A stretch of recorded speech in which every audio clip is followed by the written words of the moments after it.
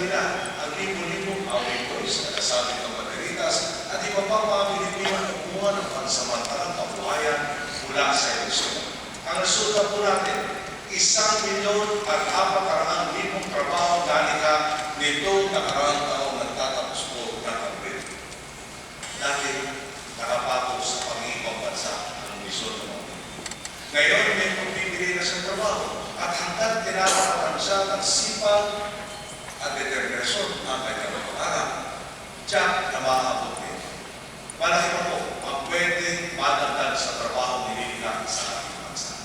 Ayon pa lang po sa website natin PhilJobNet, may 50,000 trabaho hindi napupunan na punuan kada buwan dahil hindi ito pa ang kailangan ng mga kumpanya sa kakayahan at kaalaman ng mga naghahanap ng trabaho. Hindi po natin hayaan masayang ang pagkakataon ito. Ngayon pa lang, nagtatakbo na ang kaisipan ng Dole, TESDA at NEP upang tutunan ang issue ng job mismatch. Susuriin ang mga kurikulo para maipuro sa mga industriya na naghahanap ng gobyerno at gagabayan ang mga estudyante sa pagpili ng mga puso pitik sa pagkarting trabaho. Ulit-alin naman po natin ang mga pagkaroon ng puso sa pagkasenso ng ina. Kung marami pa rin ang napapatiwala. Ang unang pa, tinuloy natin ang totoong nangangailangan. Namuulan tayo sa pinakamahalaga natin yang ang pamamahay. Sa 2 milyong pamilyang presarado sa ating Pangaling Pamilya Pilipino program, 1,600,000 na ang nakakatanggap ng benepisyo nito. Sa magpapakitang nila sa Sekretary Dennis Silvan, tinatayang may mahigit isang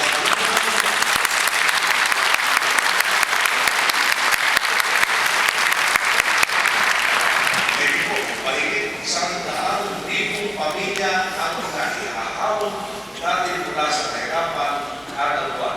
Kaya naman, mataas ang ating kumpiyansa. Makukumpleto ang 1.3 billion na dagdag na pamilya mula sa kabuuan 2.3 billion target na benepisyaryo ng CCT bago matapos ang taon. At sa kumpiyansa sa ito, na hindi bababa sa 92%, milyon-milyon na rin po ang regular na papa-check-up sa mga health centers, ang mga sanggol na napapapagpapuna at ang mga batang hindi hinahayaan sa labas ng trabaho. Mula pa lang po ito.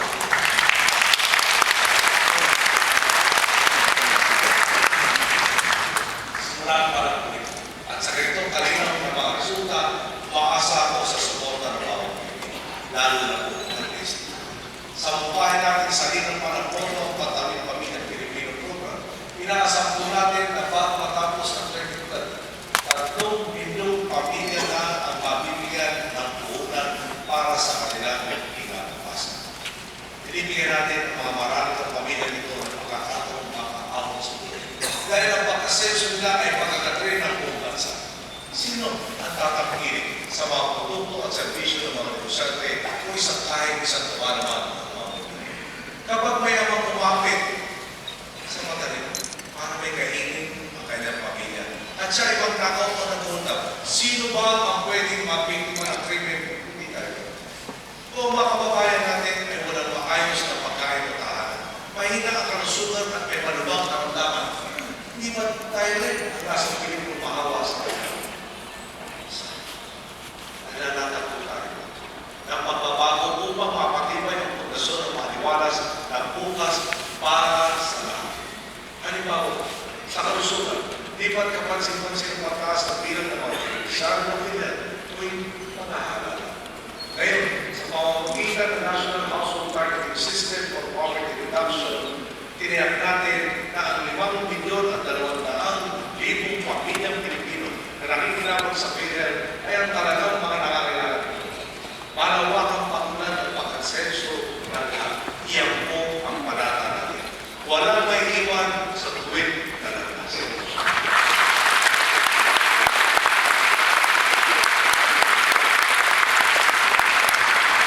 Hindi naman po tayo sa ARM. Ang dating sistema, nagpapatuhan lang ng uwan at utang na loob ng mga palusot na kandidato. Kapag pagbansang halalan, malaya ang nakaupo sa harap na imanibobra ang para matya na bokya o sir ang boto ng hindi kandidato. Kapag na may eleksyon sa harap at maniningil na nabutan sa mayor governor, ang administrasyon naman ang magpapatakbo na bakit makinarya para matalo ang kanilang kandidato. Ay nga po sa nakapagtakbo.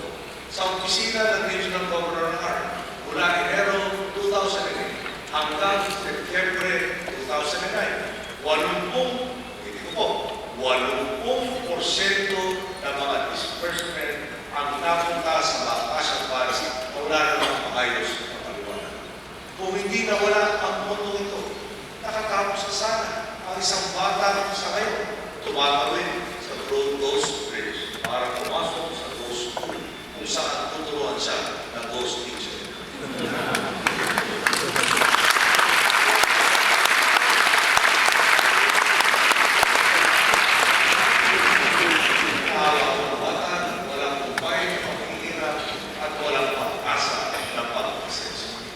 Gusto natin maranasan ng art o ng art ang benepisyo ng tamang pamamahala. Kaya ang ating pong tinupayang solusyon, synchronization.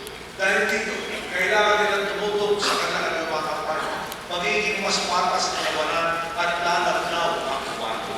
Salamat po sa Kongreso at naipasa na ang batas ng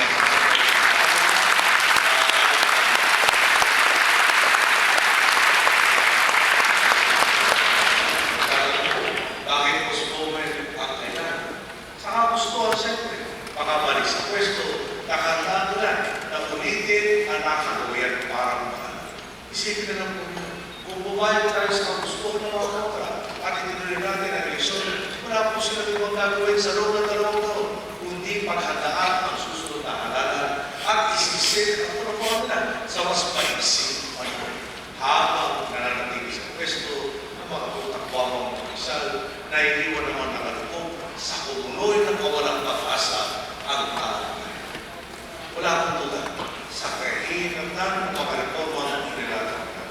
Hindi po tayo nagbubuang bibilang kay konkretong resulta ang ating mga panununian.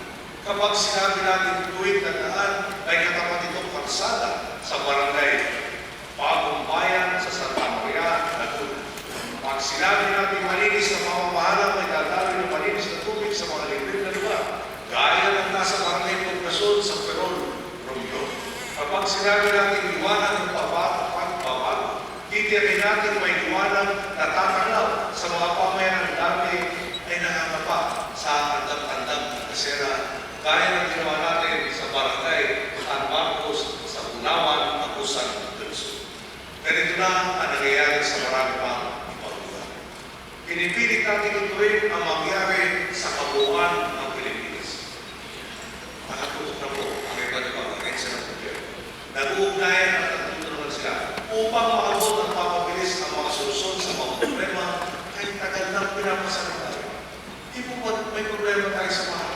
Lalo naman natin dulot na walang upay ang iligal na pagputol ng mga dati susunod, photo ng pagkatanim ng tanong benepisyaryo ay na nagpapagpugin ulit. Nagkalitan ng puno o trabaho. Pero hindi naman siguro na mananatili nakatayo ang mga ito pag-alis niya. Isa sa mga solusyon, hinahanda na po at pinag-aral, ay ang gawin na pakipakinabang sa kapamayanan ang pagbabantay ng puno. Bibigyan sila ng binig ng kape at kakao para italim ang mamuman ng mabuhayan. Habang hinihintay ang aming makakuha sila ng stipend upang bantayan naman ang mga punong itinagin laban sila. Pwede maging benepisyaryo ng programang ito ang mga informal sectors na ngayon ay nagpupuntunan sa syudad. Mamumuhunan tayo sa taong bayan habang namumuhunan sa kalikasan. Nung mag-isang taon, isip kaya natin na kaya natin gawin. Sa ngayon, tinutupad na natin ang ating mga pangalan. Bukas, mga lumayan. At totohanan na lahat ng ating mga pangalan.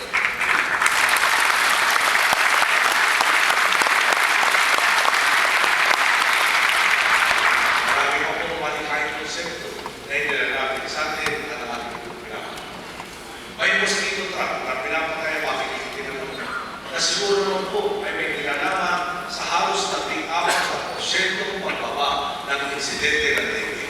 Mahinda na ito, naitatapo na sana, pero pwede palang murang solusyon sa mga daanang madaling kapita. May landslide sensor na magpapawala kung tumataas na ang pangalim ng tulo ng lupa. May mga kagamitan magbibigay ng senyales wala nang umabaw ang tubig sa mga hilo.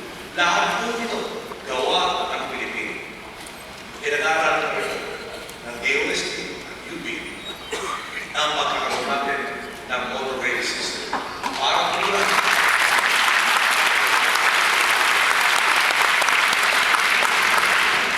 Para tulan ang problema sa pangmalawakan ng populasyon.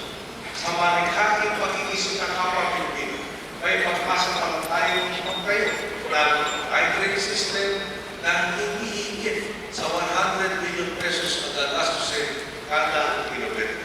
Sa matitipid na pondo, mas mahabang kilometro ng bilis ang may lalatan at makakaabot sa mga lugar na malayo sa sentro ng komersyo.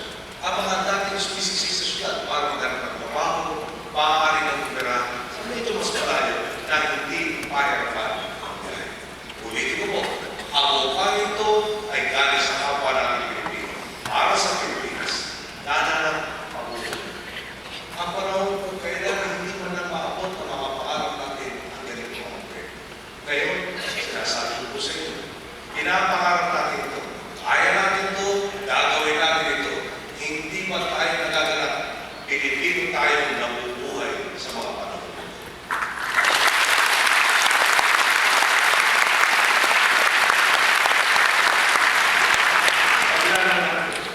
Huwag po sana natin ilimutin. Masasayang ang lahat ng ating naabot kung hindi tuluyang may wawagsi ang kultura ng korupsyon na tinagpuan. Sa mga kapwa ko natin sa mga mula sa tuktok hanggang sa bawat sulok ng lupasan. Di po ba't napakarap ratan na ngayon ang magtrabaho sa mga. Di po ba't ngayon sa halip na ikahiya gusto mo mag-sulok. Minsan ang iyong ID kung sumasakay ka ng gusto. Papasok sa iyong pahensa. Kasayahin po ba natin ang karangalang kaloob sa ating ng sambayanan? Yan din po ang aking panawagan sa ating local government units. Kabilang po sa mga sumasakayon na kayo ang nakakaalam sa pangangailangan ng taong bayan sa inyong mga gusto at isipin. Makakaasa po ang ating mga NGO sa higit na kalayaan at kakayahan. Kung makakaasa rin tayo, gagawin ito sa tuwing kaparaan. At isaalang-alang ang kapakanan ng buong sambayanan.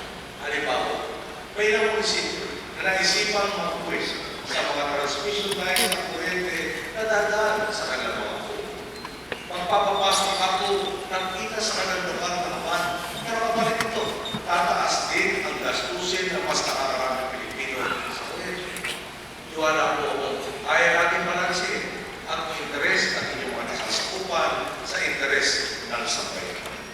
Kailangan po manatiling magkatupan sa ating dahil ang kaulad ng buong bansa ay mga anak din ng resulta sa inyong mga po. Wakasalan po sana natin ang agendang nakatuon sa susunod na ilusyon lamang. At ang kaisipang isna-isna tayo may iwalay ang sariling magsulong sa pagulad ng bansa.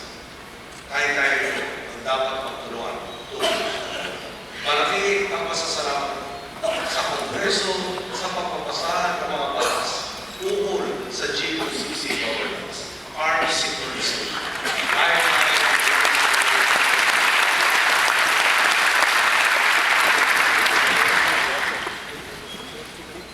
Joint Congressional or Commission Extension, Children and Infants Mandatory Immunization at Women Night Workers. Maraming siguro sa mga.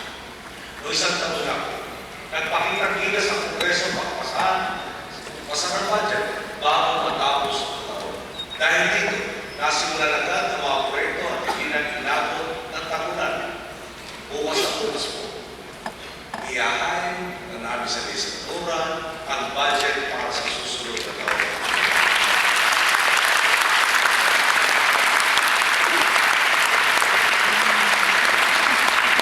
Maasa po na muli kayo magpapakita-kinas upang tuloy na natin mapitas ang buwan ng mga nakikinig natin. Maganda na po ang ating response. Pero mahalaga po maalala natin sa simula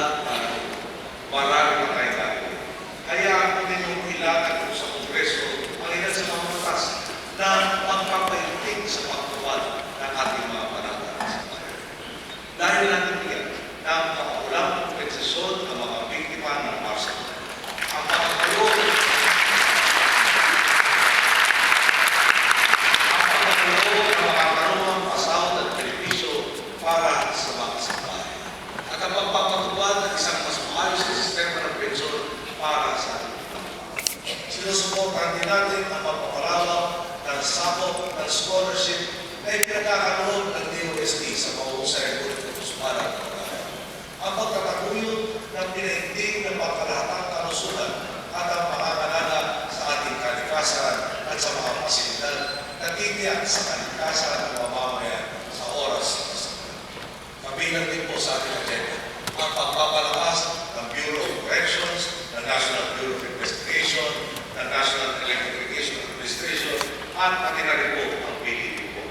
Upang sa halip na mapag-iwanan ng kaalaman ng panahon, mas maayos nilang makakagawa ang kanilang mga servisyo sa atin. Hindi po dahil ang lahat ng gusto magpasalit ng kanilang kapasiya dito po sa store. Pero kompleto po ang detalye sa budget message. Sa mga interesado po, ipasa na lang po ang detalye.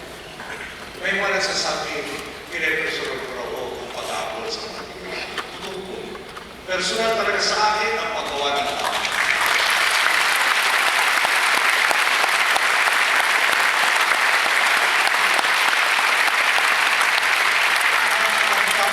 Sa mga gumagawa ng mali, sino man sila. At hindi lang dapat ako na may personal sa usapin ito. Personal dapat ito sa ating lahat dahil bawat Pilipino ay biktima nito.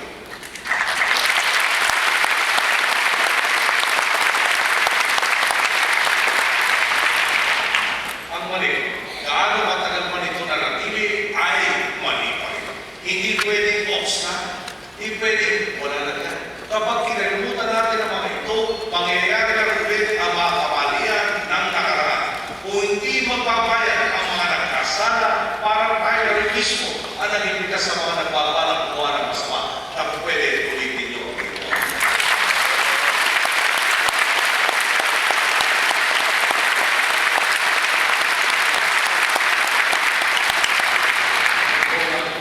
Maraming pang kalukuhan ang naaharap natin.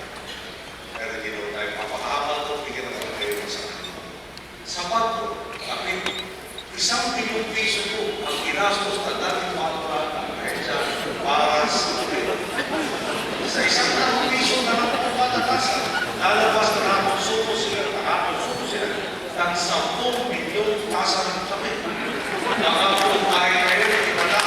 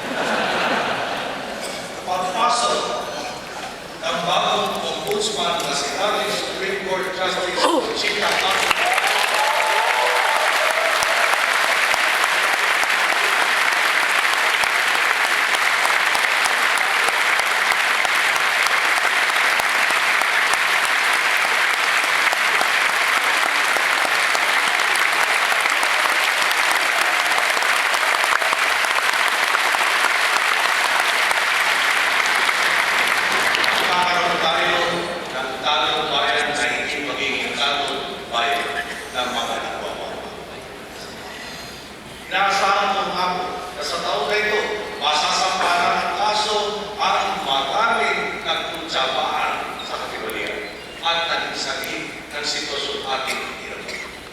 Tapos na rin po ang panahon kung kailan nagsasampa ang gobyerno ng manananaw na kaso.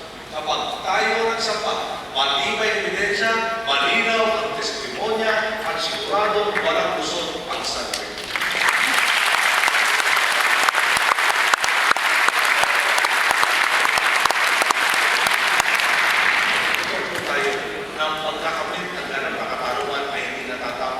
Sa pagsasaktan, kundi sa pagkukulong ng may sala.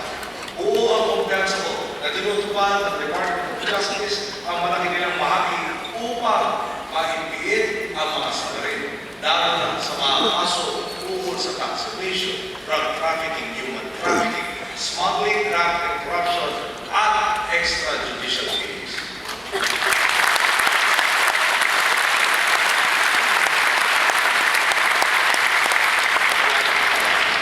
Ang tapat at mabuting pamamahala ay nakakanap na mabuti rin resulta.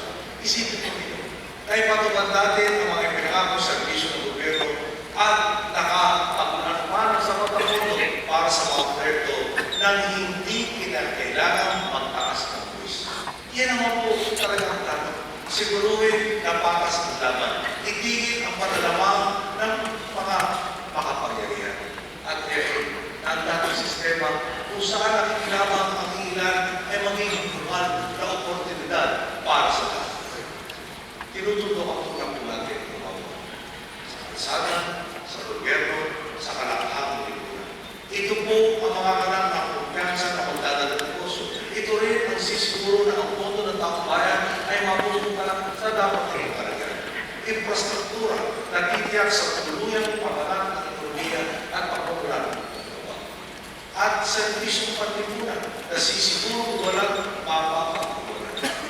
Bukas ang maraming pagpituang makawayan sa pamamagitan ng turismo. Sisiguruhin hindi magugutom ang Pilipino sa mapapalakas na agrikultura. Ang mga dating kinakailangan, bibigyan puhunan ang kinabukasan. Mabukod sa ito, ng signo kung sadya na may pupuno sa mga nalilikang trabaho. At may mga konsumo na lalong magpapalago sa mga negosyo. Matito po na hanggang ngayon ay may kakaunti pang nagreklamo sa ating estilo ng pamamahay. Nakita po ninyo ang aming estilo at ang iba't itong gusto.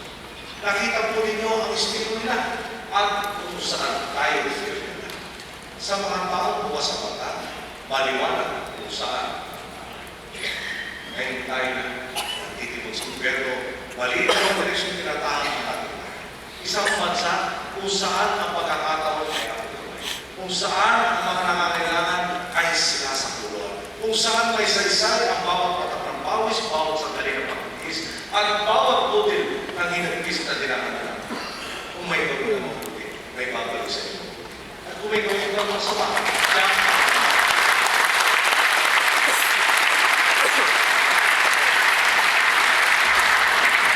naalala ko ako sa ginang na lumapit sa akin.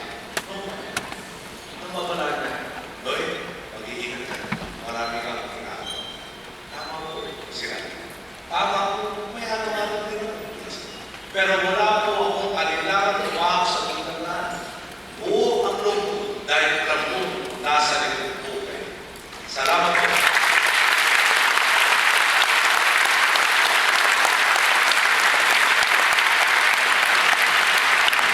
Salamat po sa mga pahayan mismo. Masinsinan na ipagdayan po sa atin katulad kinakalilang po sa atin. Hindi naman po kami ganun kalapit kinakalilang po sa atin. Pero naniwala ako at ibinuhos niya ang lahat para mabawasan ang hindi pinagkakaunawaan ng gobyerno. Sa pagkaharap kay Archbishop Juan, nagapagtanggol ng kapatapang tao at kalikasan, lalo kong tumibay ang aking kumpiyansa sa pagkanayan at hindi pa bayan ang mabuo sa pagitan ng Estado at Simbahan.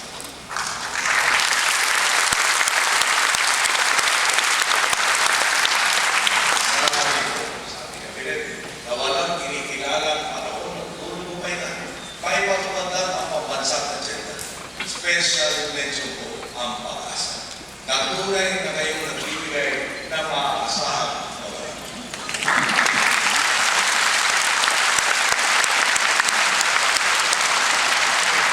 Sa mga nasasagsa po natin sa landas ng katapatan at pagkakasapahan, ito naman po ang aking sasabihin. Pinili ninyo ang landas kung saan nakapili ang sakyan. Pinili naman namin ang landas na ipagtanggol ang tama tayo. Nasa tama po.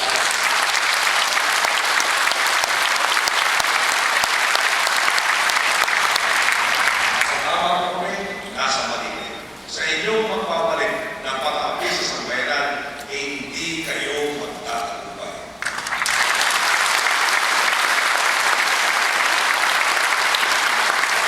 Sa lahat ng mga kasama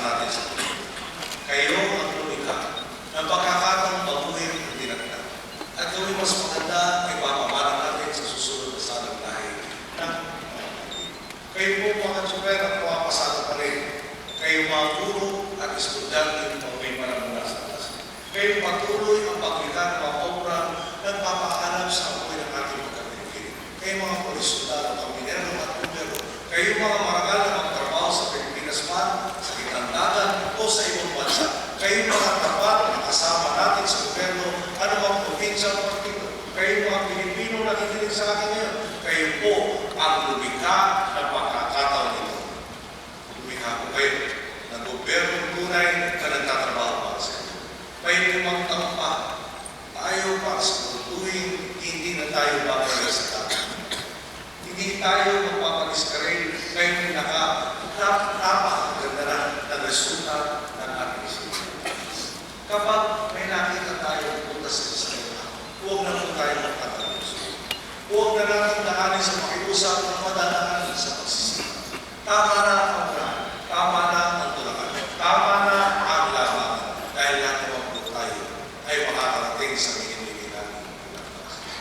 Tapusin na po natin ang kultura ng negativismo. Iyanag natin ang kapwa Pilipino sa bawat pagkakataon. Bakit po ba? Ang hilig maghanap ng kulong para sa ating bayan. At napakahirap, parang kasalanan na magsabi na maganda. Nanalo ang kultura natin. Kumuling beses tayo ulit sa kapwa Pilipino. Titigil na po natin ang paghihirahan.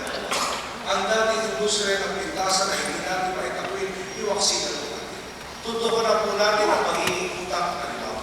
Pwede bang iyanan naman natin ang magaganda natin. Kung may nakita ka mabuti, huwag ka magdalawang isip at tuloy. Kapag nakita mo mo isang kanto ng tatrapit na walang mabuti sa ilalim ng ulan, nakita mo naman sa akin sa piling. Salamat po. Kung magkasakit ka at pakita mo ang maps na nag-aalba sa iyo sa aling pinagservisyo sa dayon pa pa rin ang mas malaking sweldo, makisabi mo, salamat po.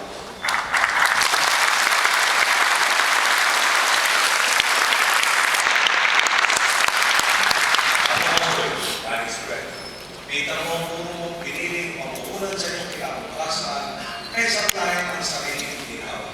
Sabihin mo, salamat po. Mula na, puro na sa sarili ang salamat po.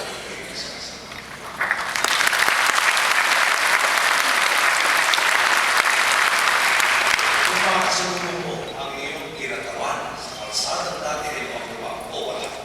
At ngayon ay pwede ng daanan ng kaliwalas at kita mo siya at sabihin, salamat.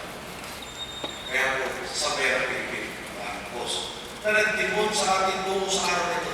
Maraming salamat po sa pagbabagong pinatawasan natin. Buhay na buhay lang ang Pilipinas at ang Pilipino. Magandang hapon.